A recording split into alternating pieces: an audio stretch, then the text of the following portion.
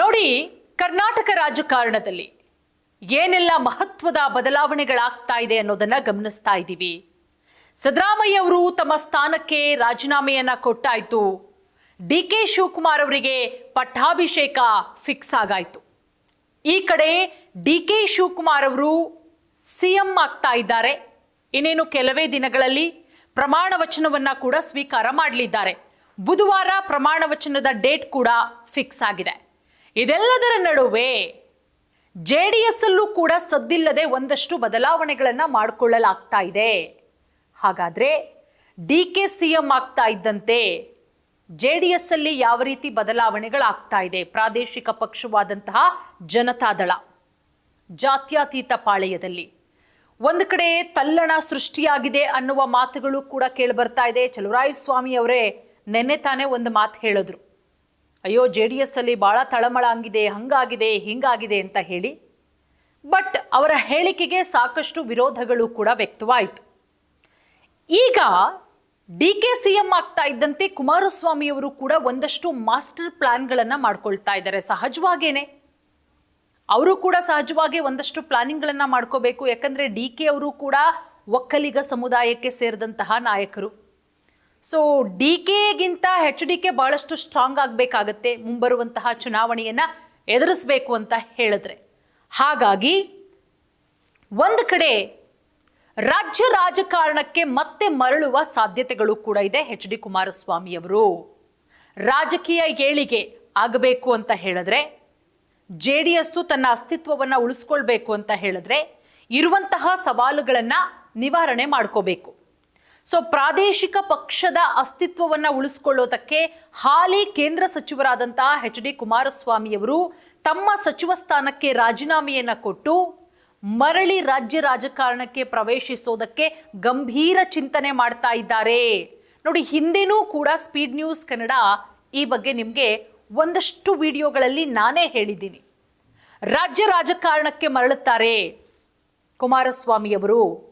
ಸಕ್ರಿಯ ರಾಜಕಾರಣ, ರಾಜ್ಯ ರಾಜಕಾರಣದಲ್ಲೇ ಇರ್ತಾರೆ. ಇತ್ತೀಚೆಗೆ ಗಮನಿಸಿ, ರಾಜ್ಯದಲ್ಲೇ ಇರ್ತಾರೆ ಬಹಳಷ್ಟು ಸಮಯ. ಅಂದ್ರೆ 2028ಕ್ಕೆ ಕಂಪ್ಲೀಟ್ ಆಗಿ ಪಕ್ಷವನ್ನ ತಯಾರಿ ಮಾಡೋ ನಿಟ್ಟಿನಲ್ಲಿ, ಅದರಲ್ಲೂ ಕಳೆದ 2 ದಿನದಿಂದ ಆದಂತಹ ಬೆಳವಣಿಗೆಗಳು ರಾಜ್ಯದಲ್ಲಿ, ರಾಜ್ಯ ರಾಜಕೀಯದಲ್ಲಿ ಡಿ.ಕೆ. ಶಿವಕುಮಾರ್ ಅವರಿಗೆ ಯಾವುದೇ ಕಾರಣಕ್ಕೂ ಸಿಎಂ ಪಟ್ಟ ಸಿಗಲ್ಲ ಅನ್ನುವ ಮಾತುಗಳು ಕೂಡ ಕೇಳಿಬರ್ತಾ ಇತ್ತು. ಸಿದ್ದರಾಮಯ್ಯ ಅವರು ಅಷ್ಟು ಈಸಿಯಾಗಿ ಬಿಡಲ್ಲ ಅನ್ನುವ ವಿಚಾರಗಳು ಕೂಡ ಕೇಳಿಬರ್ತಾ ಇತ್ತು. ಬಟ್ ಸಿದ್ದರಾಮಯ್ಯ ಅವರು ಮಾತಿಗೆ ತಪ್ಪಲಿಲ್ಲ, ಎಲ್ಲೂ ಕೊಂಕ ಮಾತನಾಡಲಿಲ್ಲ. ನಾನು ಕೊಡಲ್ಲ, ನಾನು ಬಿಟ್ಕೊಡಲ್ಲ ಸ್ಥಾನನು ಅಂತಲೂ ಹೇಳಲಿಲ್ಲ. ಹೈಕಮಾಂಡ್ ಹೇಳಿದಂತೆ ನುಡಿದಂತೆ ನಡೆದಿದ್ದಾರೆ ಸಿದ್ದರಾಮಯ್ಯನವರು. ಅಲ್ಲಿಗೆ ಡಿ.ಕೆ. ಶಿವಕುಮಾರ್ ಅವರ ಹಾದಿ ಸುಗಮ ಆಗಿದೆ. ನೋಡಿ, ಒಂದು ನಾವು ಗಮನದಲ್ಲಿ ಇಟ್ಕೋಬೇಕು, ಒಕ್ಕಲಿಗ ನಾಯಕತ್ವಕ್ಕಾಗಿ ದಶಕಗಳ ಪೈಪೋಟಿ ರಾಜ್ಯ ಕಾಂಗ್ರೆಸ್ನಲ್ಲಿ ಈಗ ಡಿ.ಕೆ. ಶಿವಕುಮಾರ್ ಅವರ ಕೈಗೆ ಅಧಿಕಾರ ಸಿಕ್ಕಿದೆ. ಡಿ.ಕೆ. ಶಿವಕುಮಾರ್ ಅವರಿಗೆ ಅಧಿಕಾರ ಸಿಕ್ಕಿರೋದ್ರಿಂದ ಅದು ನೇರವಾಗಿ ಎಚ್.ಡಿ. ಕುಮಾರಸ್ವಾಮಿ ಅವರ ರಾಜಕೀಯ ಶಕ್ತಿಯ ಮೇಲೆ ಪ್ರಭಾವ ಖಂಡಿತವಾಗ್ಲೂ ಕೂಡ ಬೀಳುತ್ತೆ. ಕೇಂದ್ರಕ್ಕೆ ಹೋಗಕ್ಕಿಂತ ರಾಜ್ಯದಲ್ಲೇ ಇದ್ರೆ ಕುಮಾರಸ್ವಾಮಿ ಅವರು ಆ ಬಲ ಕುಂಠಿತ ಆಗದ ರೀತಿಯಲ್ಲಿ ಕುಮಾರಸ್ವಾಮಿ ಅವರು ನೋಡ್ಕೊಳ್ಬಹುದು. ಯಾಕಂದ್ರೆ ಕುಮಾರಸ್ವಾಮಿಗೆ ಎಷ್ಟರ ಮಟ್ಟಿಗೆ ರಾಜ್ಯದಲ್ಲಿ ಜನರ ಬೆಂಬಲ ಇದೆ ಅನ್ನೋದು ಗೊತ್ತು. 2 ಬಾರಿ ಮುಖ್ಯಮಂತ್ರಿ ಆಗಿದ್ದಾರೆ ಕುಮಾರಸ್ವಾಮಿ ಅವರು. ಜನ ಕುಮಾರಸ್ವಾಮಿಯವರನ್ನ ಪಕ್ಷಾತೀತವಾಗಿ ಇಷ್ಟಪಡ್ತಾರೆ. ಕುಮಾರಸ್ವಾಮಿಯವರು ಮಾಡಿರುವಂತಹ ಜನಪರ ಯೋಜನೆಗಳು, ಅವರು ಸಿಎಂ ಆಗಿದ್ದಂತಹ ಟೈಮಲ್ಲಿ ಇವತ್ತಿಗೂ ಕೂಡ ರಾಜ್ಯದ ಜನ ನೆನೆಸ್ಕೊಳ್ತಾರೆ. ಕುಮಾರಸ್ವಾಮಿಯವರ ರೀತಿಯಲ್ಲಿ ಆಡಳಿತ ಮಾಡಬೇಕು. ಅವರು ತಂದಿರುವಂತಹ ಜನಪರ ಯೋಜನೆಗಳು, ಗ್ರಾಮ ವಾಸ್ತವ್ಯ, ಲಾಟರಿ ನಿಷೇಧ, ಬೈಸಿಕಲ್ ವಿತರಣೆ, ಸಾಲ ಮನ್ನಾ, ಈ ರೀತಿ ಬೇರೆ ಬೇರೆ ಯೋಜನೆಗಳನ್ನ ಇವತ್ತು ಕೂಡ ರಾಜ್ಯದ ಜನ ನೆನೆಸ್ಕೊಳ್ತಾರೆ. ಹಾಗಾಗಿ ರಾಜಕೀಯ ಶಕ್ತಿ ಮೇಲೆ ಪ್ರಭಾವ ಬೀರುತ್ತೆ. ಈಗ ಡಿ.ಕೆ. ಶಿವಕುಮಾರ್ ಅವರು ಒಕ್ಕಲಿಗ ಸಮುದಾಯಕ್ಕೆ ಸೇರಿದಂಥವರು, ಅವರು ಮುಖ್ಯಮಂತ್ರಿ ಆಗ್ತಾ ಇರೋದ್ರಿಂದ ಇಬ್ಬರು ನಾಯಕರು ಪ್ರಭಾವಿ ಒಕ್ಕಲಿಗ ಸಮುದಾಯಕ್ಕೆ ಸೇರಿದವರು. ಹಳೆ ಮೈಸೂರು ಭಾಗದಲ್ಲಿ ಸಮುದಾಯದ ಮೇಲಿನ ಹಿಡಿತಕ್ಕಾಗಿ ದಶಕಗಳಿಂದ ರಾಜಕೀಯ ಹೋರಾಟ ನಡೆಸ್ತಾ ಬಂದಿದ್ದಾರೆ ಇಬ್ರು ಕೂಡ. ಆದರೂ ಕೂಡ ಕಳೆದ ಬಾರಿ ಡಿ.ಕೆ. ಶಿವಕುಮಾರ್ ಅವರ ಕೈ ಮೇಲಾಗಿದೆ. ನಿಮ್ಮೆಲ್ಲರಿಗೂ ಕೂಡ ಗೊತ್ತು ಏನಾಯ್ತು ಹಳೆ ಮೈಸೂರು ಭಾಗದಲ್ಲಿ. ಈಗ ಡಿ.ಕೆ. ಶಿ ಮುಖ್ಯಮಂತ್ರಿಯಾಗಿ ಸರ್ಕಾರದ ಸರ್ವೋಚ್ಚ ನಾಯಕನಾಗಿ ಹೊರಹೊಮ್ತಾ ಇದ್ದಾರೆ. ಈ ಸಾಂಪ್ರದಾಯಿಕ JDS ಬೆನ್ನಿಗೆ ನಿಲ್ತಾ ಇದ್ದಂತಹ ಒಕ್ಕಲಿಗ ಮತ ಬ್ಯಾಂಕ್ ಏನಿದೆ ಅದು ಸಂಪೂರ್ಣವಾಗಿ ಕಾಂಗ್ರೆಸ್ ಕಡೆಗೆ ವಾಲಬಹುದು ಅನ್ನುವ ಆತಂಕ ಕೂಡ JDS ನಾಯಕತ್ವವನ್ನ ಕಾಡ್ತಾ ಇದೆ. ಕೈ ತಪ್ಪಿದಂತಹ ಅಲ್ಪಸಂಖ್ಯಾತ ಮತಗಳು ವಹಿಂದ ಶಕ್ತಿ, ಒಂದು ಕಾಲದಲ್ಲಿ JDS ಮತ್ತೆ ಕಾಂಗ್ರೆಸ್ ನಡುವೆ ಹಂಚಿ ಹೋಗ್ತಾ ಇದ್ದಂತಹ ಅಲ್ಪಸಂಖ್ಯಾತ ಮತಗಳು ಈಗ ಬಹುತೇಕ ಅನ್ನಕ್ಕಿಂತ ಸಂಪೂರ್ಣವಾಗಿ ಕಾಂಗ್ರೆಸ್ ಪಾಳೆಯ ಸೇರಿದೆ. ಅದರಲ್ಲೂ ಬಿಜೆಪಿ ಜೊತೆಗೆ ಬಂದ ಮೇಲೆ JDS ಮುಖ್ಯಮಂತ್ರಿ ಸಿದ್ದರಾಮಯ್ಯ ಅವರ ಹಿಂದುಳಿದ ವರ್ಗಗಳು, ಅಲ್ಪಸಂಖ್ಯಾತರು, ದಲಿತರ ಒಕ್ಕೂಟದ ಅಂದ್ರೆ ಅಹಿಂದ ರಾಜಕಾರಣದ ಪ್ರಭಾವದಿಂದ ಅಲ್ಪಸಂಖ್ಯಾತ ಮತದಾರರು JDSನಿಂದ ದೂರ ಸರಿದಿದ್ರು. ಇದಾದ ಬಳಿಕ ಮಾಜಿ ಪ್ರಧಾನಿಗಳಾದಂತಹ ದೇವೇಗೌಡರು, ಕುಮಾರಸ್ವಾಮಿ ಅವರು JDS ಅನ್ನ ಬಿಜೆಪಿ ಜೊತೆಗೆ ಮೈತ್ರಿ ಮಾಡಿಕೊಂಡ ನಿರ್ಧಾರ ನಾನಾಗ್ಲೇ ಹೇಳಿದಾಗೆ ಮತ್ತಷ್ಟು ವೇಗಗೊಳಿಸುತ್ತೆ ಈ ಪ್ರಕ್ರಿಯೆ.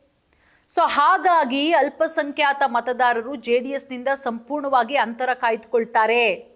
ಇದೆಲ್ಲವನ್ನ ಮನಗಂಡಿರುವ ಕುಮಾರಸ್ವಾಮಿಯವರು ಆದಷ್ಟು ಬೇಗ ತಮ್ಮ ಕೇಂದ್ರ ಸಚಿವ ಸ್ಥಾನಕ್ಕೆ ರಾಜೀನಾಮೆಯನ್ನ ಕೊಟ್ಟು ರಾಜ್ಯ ರಾಜಕಾರಣಕ್ಕೆ ಮರಳುತ್ತಾರೆ ಅನ್ನುವ ಮಾತುಗಳು ಕೂಡ ಈಗ ಕೇಳಿಬರ್ತಾ ಇದೆ. ಕರ್ನಾಟಕದಲ್ಲಿ ವಿಧಾನಸಭಾ ಚುನಾವಣೆ 2028ಕ್ಕೆ ನಡೆಯುತ್ತೆ. ಅದಕ್ಕೂ ಮುನ್ನ JDSನ ಸಾಂಪ್ರದಾಯಿಕ ಮತ ಬ್ಯಾಂಕನ್ನ ಕಾಂಗ್ರೆಸ್ ಒಂದೊಂದಾಗೇ ತನ್ನದಾಗಿಸ್ಕೊಳ್ತಾ ಇರೋದು ಕೂಡ ಪ್ರಾದೇಶಿಕ ಪಕ್ಷದ ಭವಿಷ್ಯಕ್ಕೆ ದೊಡ್ಡ ಕಂಟಕ. ಪ್ರಾದೇಶಿಕ ಪಕ್ಷದ ಅಸ್ತಿತ್ವ ಉಳಿಸ್ಕೊಳ್ಬೇಕು ಅಂತ ಹೇಳಿದ್ರೆ ತಳಮಟ್ಟದಿಂದ ಪಕ್ಷವನ್ನ ಮತ್ತೆ ಸಂಘಟಿಸೋದು ಅನಿವಾರ್ಯ. ಹಾಗಾದ್ರೆ ಕುಮಾರಸ್ವಾಮಿಯವರು ಏನೆಲ್ಲ ಮಾಸ್ಟರ್ ಪ್ಲಾನ್ ಅನ್ನ ಮಾಡಿದ್ದಾರೆ ನೋಡಿ. ದೆಹಲಿ ರಾಜಕಾರಣದಲ್ಲಿದ್ರೆ ರಾಜ್ಯದ ಮೇಲಿನ ಹಿಡಿತ ತಪ್ಪಬಹುದು ಅಂತ ಅರಿತಿರುವಂತಹ ಕುಮಾರಸ್ವಾಮಿಯವರು ದೊಡ್ಡ ತಂತ್ರವನ್ನ ರೂಪಿಸ್ತಾ ಇದ್ದಾರೆ. ಮುಂದಿನ ಕೇಂದ್ರ ಸಚಿವ ಸಂಪುಟ ಪುನರ್ರಚನೆ ವೇಳೆ ತಮ್ಮ ಸಚಿವ ಸ್ಥಾನವನ್ನ ಬಿಟ್ಕೊಡೋ ಸಾಧ್ಯತೆಗಳು ಕೂಡ ಇದೆ.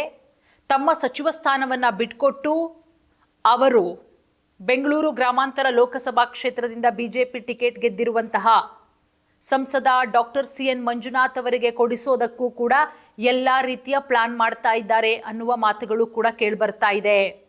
ಹಾಗಾಗಿ ಮತ್ತೆ ಮರಳಿ ರಾಜ್ಯ ರಾಜಕಾರಣಕ್ಕೆ ಬಂದು ಇಲ್ಲೇ ಮೊಕ್ಕಾಮನ್ನ ಹೂಡಿ DK ಶಿವಕುಮಾರ್ ಹಾಗೆ ಕಾಂಗ್ರೆಸ್ ವಿರುದ್ಧ ನೇರ ಹೋರಾಟಕ್ಕೆ ಇಳಿತಾರೆ. ಹಳೆ ಮೈಸೂರು ಭಾಗದಲ್ಲಿ JDS ನೆಲೆಯನ್ನ ಮರುಸ್ಥಾಪಿಸೋದಕ್ಕೆ ಕುಮಾರಸ್ವಾಮಿಯವರು ದೆಹಲಿಗಿಂತ ಬೆಂಗಳೂರಲ್ಲೇ ಉಳಿದು ಹೋರಾಟ ಮಾಡೋದು ಬಹಳಷ್ಟು ಒಳ್ಳೆಯ ನಿರ್ಧಾರ ಈಗಿರುವಂತಹ ಕಂಡೀಷನ್ನಲ್ಲಿ.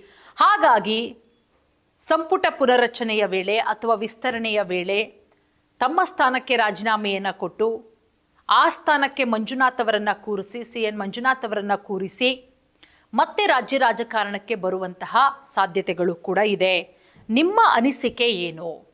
ಕುಮಾರಸ್ವಾಮಿಯವರು ಹಾಗಾದರೆ ಕೇಂದ್ರ ಸಚಿವ ಸ್ಥಾನಕ್ಕೆ ರಾಜೀನಾಮೆಯನ್ನು ಕೊಟ್ಟು ಸಕ್ರಿಯವಾಗಿ ರಾಜಕಾರಣಕ್ಕೆ ಮರಳಿ ಹಳೆ ಮೈಸೂರು ಭಾಗದಲ್ಲಿ ಮತ್ತೊಮ್ಮೆ ಪಕ್ಷ ಸಂಘಟನೆಯನ್ನ ಮಾಡ್ತಾರಾ? DK ವಿರುದ್ಧ ತೊಡೆ ತಡ್ತಾರಾ? ನಿಮ್ಮ ಅಭಿಪ್ರಾಯವನ್ನು ನೀವು ಕಮೆಂಟ್ ಮಾಡಬಹುದು. ಧನ್ಯವಾದ.